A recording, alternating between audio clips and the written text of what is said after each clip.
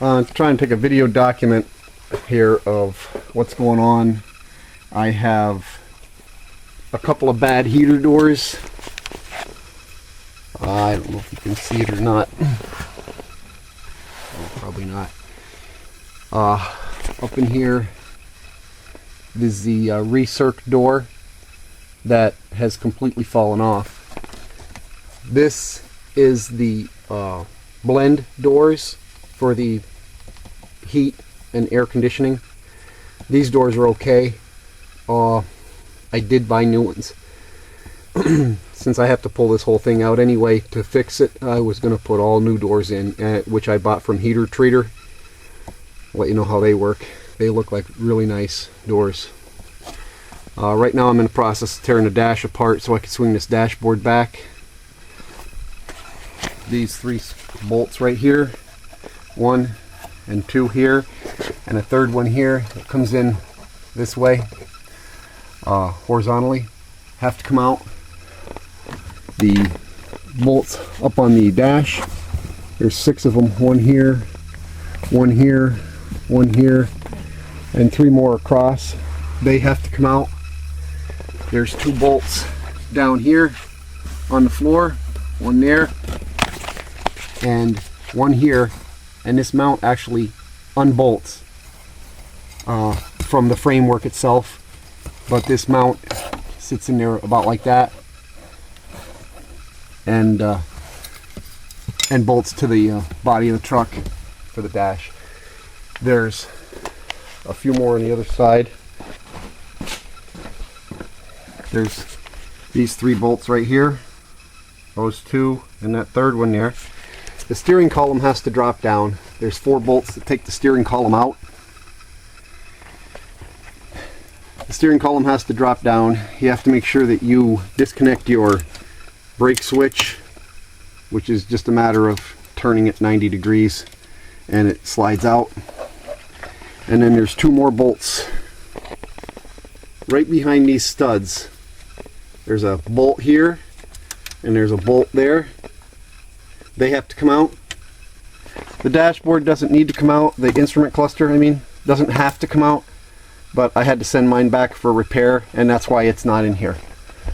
Otherwise, I believe they say to unbolt the whole instrument cluster. If you're taking the dashboard completely out, which I believe I don't need to do, it's a little bit different as far as unplugging the wires. This one, these bolts are loose right here, these 3. Really all I need to do is swing that dashboard back and hang it over there so I can get to the heater plenum, pull the whole heater plenum out, and that's where I'm at right now. Okay, I've got the dash pulled back. I'll try and show you here. That's the heater plenum there, and now you can see in there that there actually is no door. My door fell off some time ago and fell down into the blower motor, which is right down there. That's one door that needs to be replaced. Those 2 doors right there will be replaced as well, even though they're still in good shape, but I'm going to replace them anyway. I tried to get a heater core. Apparently you have to go through the dealership to get a heater core because AutoZone didn't have it. As you can see, there's going to be a jumbled mess of wires here. Going back, I have, you're not going to have all these wires. I have a aftermarket stereo that was installed in here, so a lot of those wires are for that. I have heated seats that were in here and that I installed, so it's not going to be that bad for you. What I did was I have a sky hook up here that carried the weight of the dash, and then I wrapped 1 cord through the pillar here, opened the door and ran it through the pillar to pull it back, and this way it keeps it off the seats because it's being held up. So I'm going to get at tearing this heater plenum out now, and I'll get back to you. Okay, so it's out. The AC has been evacuated, the heater line's disconnected, and AC runs through that line there. You can see one of the lines there. And then the heater hoses, they run through that hole there. There's a stud. That's one stud that holds the heater plenum in place. That's the far left-hand stud. There's none past that. And there's one that goes to the floor where the dash mounts. It goes right there. Then you have another stud right there. And then the other studs are on the firewall side, the engine compartment side. Let's see if I can get in here to show you. There is one stud right there. See that hole right there? There's a stud that comes through. It's attached to the heater plenum. That comes through. You can either take this water bottle off or just suffer through with a wrench like I did. Then there's a stud that goes through that hole right there.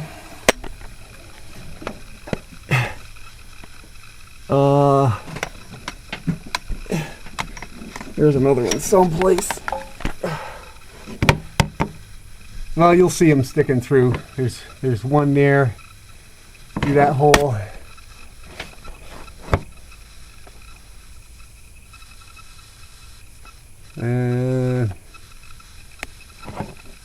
Where are the other ones? I think there's three on the compartments, the engine compartment side that hold that heater plenum in place. Really not a whole lot of bolts to hold that heater plenum in place. And you have to disconnect your wiring harness from that clip right there. That's what runs up behind the heater plenum. And we have a heater plenum right here. And let's see if I can, this is the first I've had it out. This is, I can't remember if that's a bad word or not. The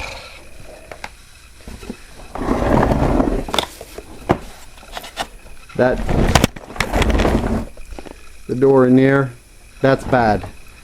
That runs from defrost to floor. That runs off of this one right here, that motor right there. Then you have the mode 1 door. That's the mode 2 door there on the bottom. That's the door that controls the heat. These two doors work in unison with each other. You see how they're tied together. And then there's another door over here for the recirc.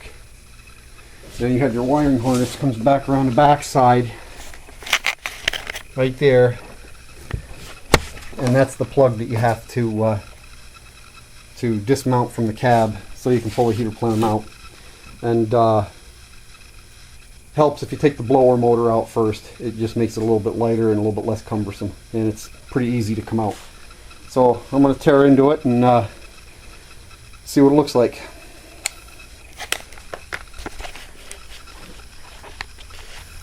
This is the box as it looks from the bottom. That's the driver's side, and there's the hole for the blower motor.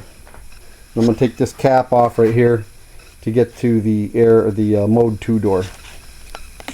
Okay, this is the mode 2 door. As you can see, it's moving free. The shaft right here. Let's see if I can get some better light. Okay, let's see here.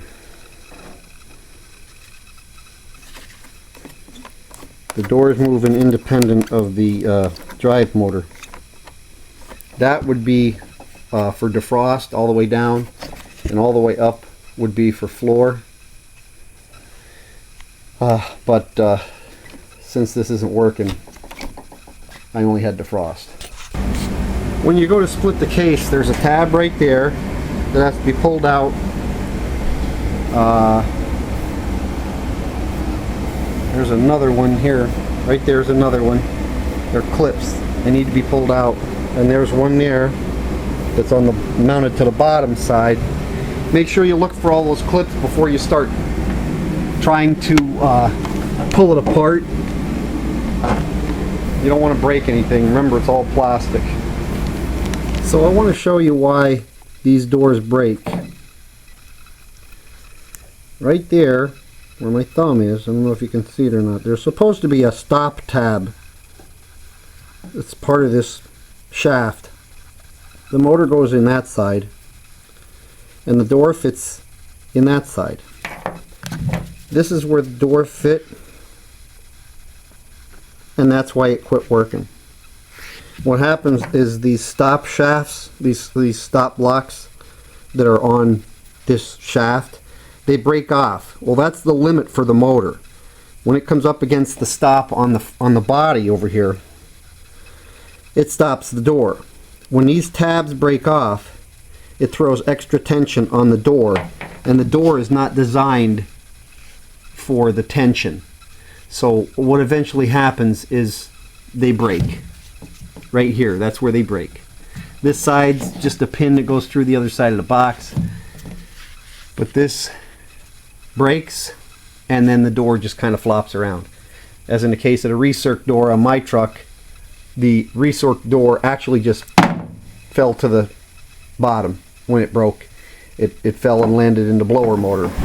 Well, there's the box all back together with the new doors in it, and you can see the heater treater shaft right here. They're all metal. The doors are aluminum and padded. They're nice doors. I think they'll work out really good. One thing I did want to bring to your attention, however, is right here, this unit right here. In here is where the heater core is, in between these two, and they're both separate. This, you can see a seam right here. It's possible this box right here and this box right here both have a door in them. The actuator door is on the top. The follow-through door is on the bottom, and they're connected with the shaft. It's possible to reverse these. They're mirror images of each other. Don't ask me how I know. So I just wanted to bring it to your attention, because if you reverse them, you'll actually have the drive gear down here, and you'll have to take the whole top unit off again and flop these two units one for the other, pull the heater core back out. It's not a big project, I know, but it's a little disgruntling when you put it all back together and then you find out you've got these two things backwards. The heater core comes out real easy once you get the top off here. Actually, it slide right out if you take there's a clip right here. If you can see that clip right there, there's two screws that hold it, and they hold the heater lines in place. If you take them out, this heater unit will actually just slide right out, the heater core. And as I said before, I wanted to put a new heater core in there just because I had it apart, but I guess that's a dealer item and I'm not waiting for it. There's nothing wrong with my heater core, so it's ready to go back in the unit, back in the truck, and I got it all cleaned up inside and out, and I actually set it on this table here next to the truck and plugged it in, put my batteries back on, and checked all the doors out, and all the doors work fine. Everything works good on it now, so it's going back in the truck now. And that's one other thing I forgot to mention in the beginning, is before you start this, the first thing you have to do is disconnect the batteries. They say just disconnect the negative sides of the batteries. Well, I just disconnected the batteries altogether, because, and then you have to wait. Some people say 2 minutes, some people say 30 minutes, but I think a half hour is better for the airbags to discharge. If you don't, you can accidentally set off an airbag. I don't know if you can see it or not.